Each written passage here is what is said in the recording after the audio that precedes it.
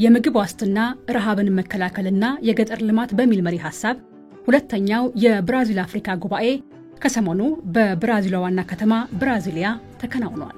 ከ44 በላይ የአፍሪካ ሀገራት መሪዎች፣ ዓለም አቀፍ የዘርፉ ተመራማሪዎች፣ የተቋማት መሪዎች በተካፈሉበትና ለግብርናው ክፍለ ኢኮኖሚ ሰፊ ፋይዳ ባለው በዚህ ጉባኤ በኢፌድሪ ምክትል ጠቅላይ ሚኒስትር ተመስገን ጥሩነህ የተመራ ልዑክ ወደ ብራዚል አቅንቶ የልምድ ልውውጦችን አከናውኗል። ሁለተኛው የብራዚል አፍሪካ የምግብ ዋስትናን ማረጋገጥ፣ ረሃብን መዋጋት እንዲሁም ደግሞ የገጠር ልማትን እነዚህ ሶስት አጀንዳዎች ትኩረት ያደረገ ኮንፈረንስ ነበር የተካሄደው። እንግዲህ በኮንፈረንሱ ኢትዮጵያ ለሌሎች አፍሪካ ብዙ የአፍሪካ ሀገሮች መጣው ስለነበር ለሌሎች የአፍሪካ ሀገሮች በምግብ ዋስትና ማረጋገጥ ምን እንደተሰራ እንዲሁም ደግሞ በረሃብን በመዋጋትም ምን እንዳከናወን እና የመጨረሻው ደግሞ የገጠር ልማት ላይ ምን እየሰራ እንደሆነ ከስንዴ ከሌማት ትሩፋትና ከሌሎች ጋር ማያይዘን ያለንን ተሞክሮ አቅርበናል። አፍሪካ እንግዲህ እስካሁን በሰራናቸው ስራዎች በተለይ ባለፉት የ7 አመት የለውጥ አመታት አንዱ ትልቁ የግብርናው ዘርፍ ስለሆነ ትኩረት የተሰጠው በግብርና ዘርፍ የተሰሩ ስራዎችን አቅርበናል። ከዚያም በላይ ደግሞ በዓለም አቀፍ ደረጃም በፋኦም የተሰጠን ሽልማት ስለነበር ሌሎች አፍሪካውያን ኢትዮጵያ የተለየ ነገር እየሰራች እንደሆነ አዲስ አልነበሩም። ሚኒስትሮችም አብዛኛው የሚያውቁት ነገር ነው። ስለዚህ ይህን ተሞክሮ ለሌሎች አፍሪካውያን ወንድሞቻችንም እንዲሁም ለብራዚል ወንድሞቻችንም አሳይተናል። ከዚህ በተጓዳኝ ደግሞ ከነሱም የተማርናቸው አሉ። በተለይ ከብራዚል አንድ 6 አካባቢ ተቋማትን ትላልቅ ተቋማት እና ጠቃሚ የሆኑ ለሀገራችን የጎበኘናቸው አሉ።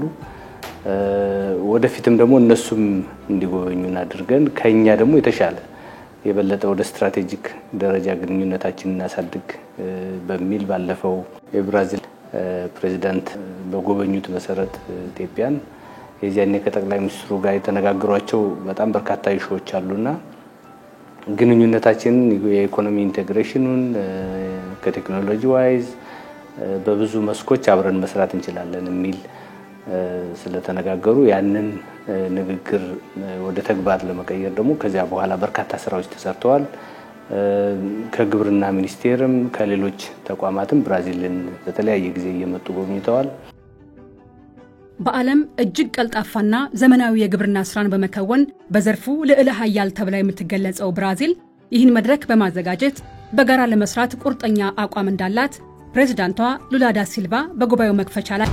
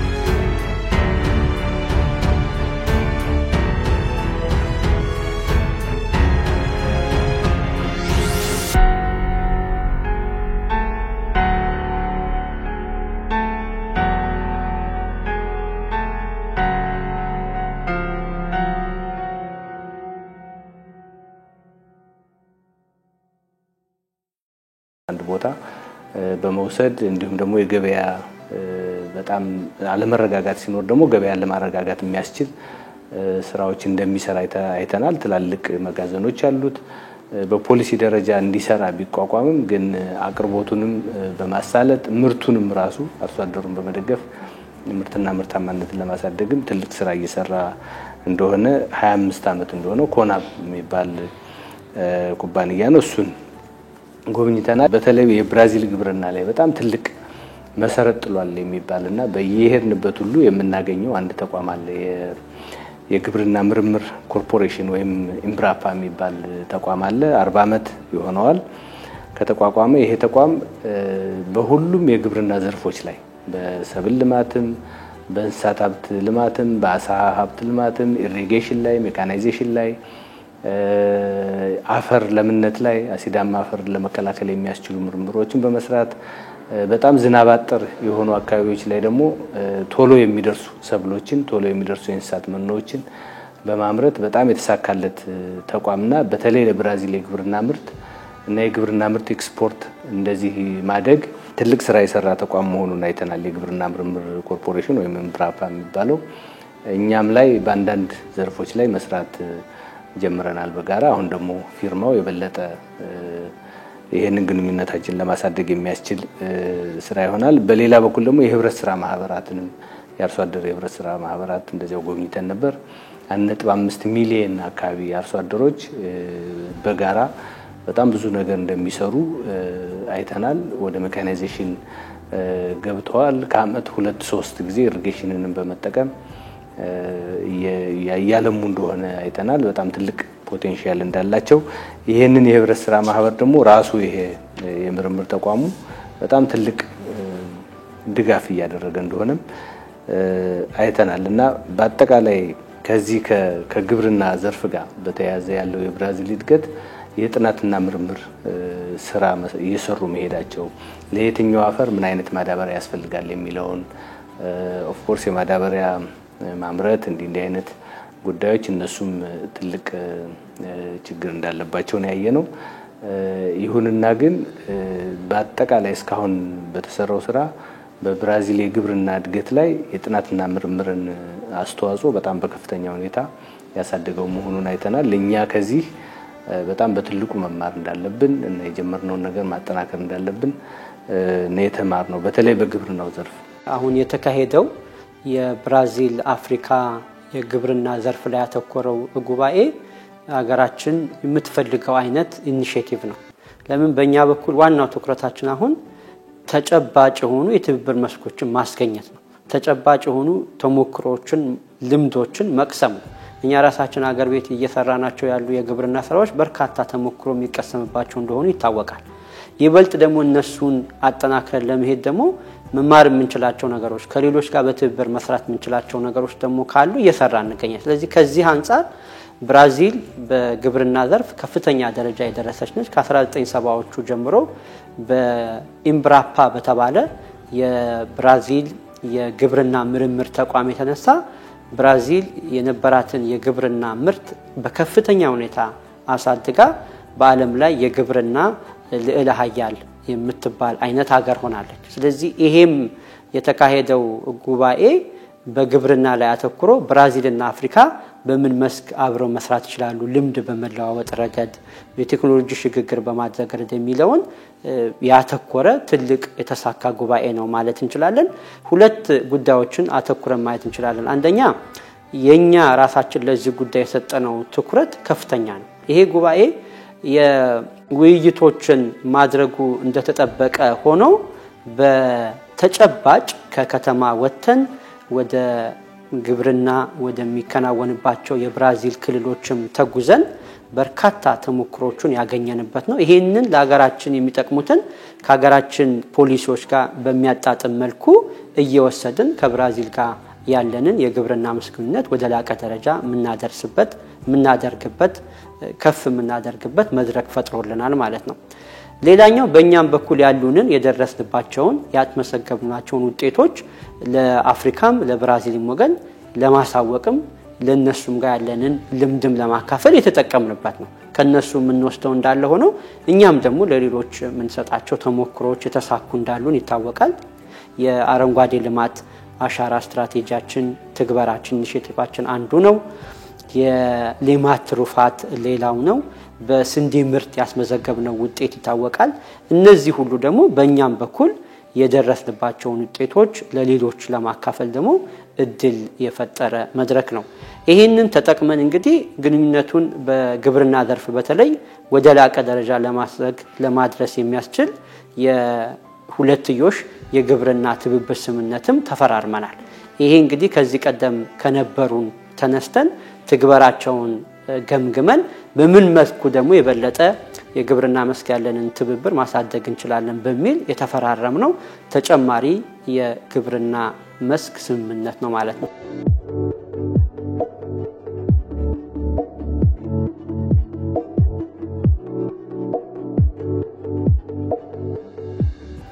ትንሽ ዝናብ አጠር የሆኑ አካባቢዎችን ለመጎብኘት ሞክረናል ከዋና ከተማዋ ብራዚሊያ ወደ 1000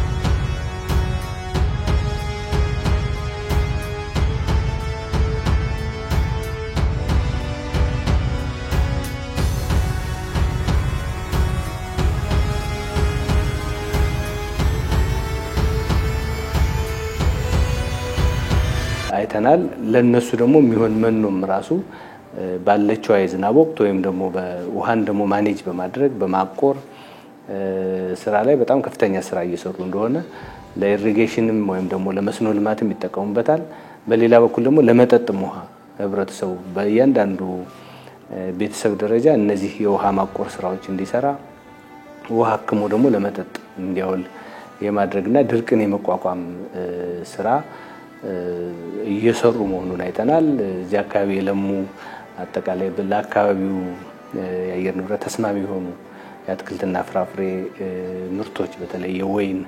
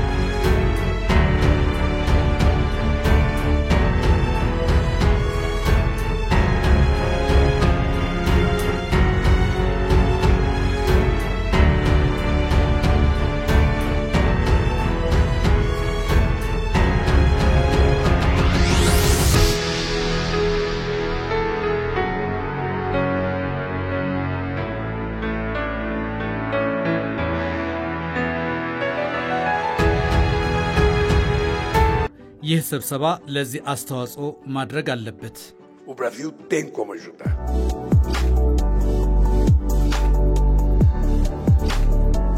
ከጉባኤው ተሳትፎ ጎን ለጎን ምክትል ጠቅላይ ሚኒስትር ተመስገን ጥሩነህና ልኡካቸው በብራዚል ሳኦ ፓውሎ ግዛት የሚገኙ የተለያዩ ኩባንያዎችን የሥራ እንቅስቃሴ ጎብኝተዋል የንግድ ወታደራዊና የግብርና ዘርፍን የሚደግፉ አውሮፕላኖችን አምራች ሆነው ኤምብራኤር ቀዳሚው ሲሆን ኩባንያው በአቪዬሽን ኢንዱስትሪ ዘርፍ በኢትዮጵያ ከሚገኙ ተቋማት ጋር በትብብርና በጋራ የመስራት ፍላጎት እንዳለውም ተመላክቷል